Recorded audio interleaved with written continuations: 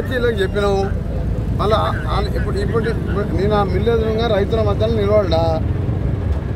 మన జిల్లా civil supply minister మన గవర్నమెంట్ నీవు నిన్న పొద్దునే చెప్పిన ఎవడైతే 2,500 3,000 తక్కువ ఇస్తే కేసు పెట్టి మిల్లు క్లోజ్ చేయమని చెప్పిన ఇప్పుడు మార్చి మిల్లు ఎదురుగా నువ్వు అర్జెంటుగా డిఎస్ఓ కూడా వేరే ఫోన్లో ఇంటున్నాడు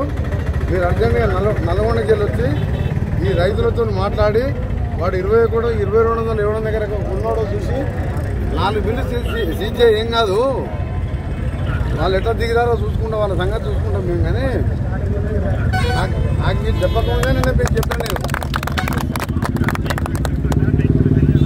నాకు జనరల్గా నీకు సీజన్లన్నీ రైతులతో మాట్లాడుకుని నాకు తెలిసే నిన్న పొద్దున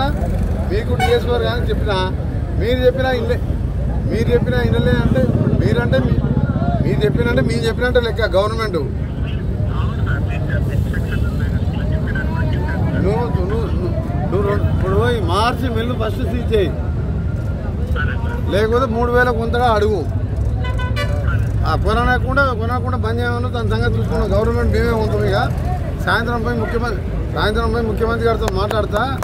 మాట్లాడి వీళ్ళ సంగతి వీళ్ళేం బాగా మిల్లెట్స్ అంటే వాళ్ళు ఏమనుకుంటారు అంటే వాళ్ళ చేతులు అనుకుంటారు రైతులు 2,000 పెడితే పెట్టుబడి కాదు ఇంకా ఎకరానికి 25,000 నష్టం వస్తుంది వీళ్ళకి లాభం రాదు సన్న బియ్యానికి ఎంత పెట్టుబడి పడుతుంది ఎకరానికి ఎన్ని క్వింటాలు పడతాయి వాళ్ళకేమో 50 రూపాయల కిలో బియ్యం అమ్ముకుంటారు వాళ్ళు 100 మంది రైస్ మిల్ల గురించి లక్షల మంది రైతులని నేను మాత్రం ఎట్టి పరిస్థితుల్లో ఊరుకోను నేను సాయంత్రం వరకు ఇక్కడిక్కడ మిర్యాలు కూడా ఏరియాలో తిరుగుతా సాయంత్రం వరకు ఇలాంటిది ఈ రేటుకి ఇట్లా కొనిపించకపోతే ఒక 5-6 మిల్లు పర్మనెంట్ సీజ్ చేసి 6A కేసు కింద పోయిన సంవత్సరం స్టాక్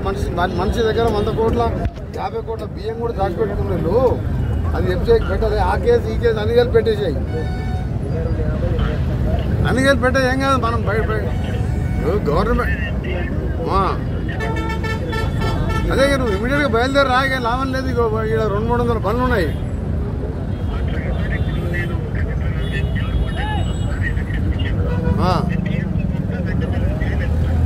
నువ్వు అట్టకే దేవరకొండ మీకెళ్ళి ఆలియా మీకెళ్ళి వచ్చి ఈరోజు డిఎస్పీని వచ్చి మార్చి మిల్లు దగ్గర 2,800 తక్కువ కాకుండా కొంతనే కొనవాను లేకపోతే కేసు రాసి ఆ పోలీసు వాళ్ళని పిలిపించి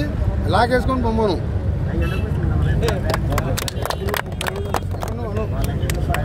నేను మళ్ళీ గంటలో రిటర్న్ పోతాను నేను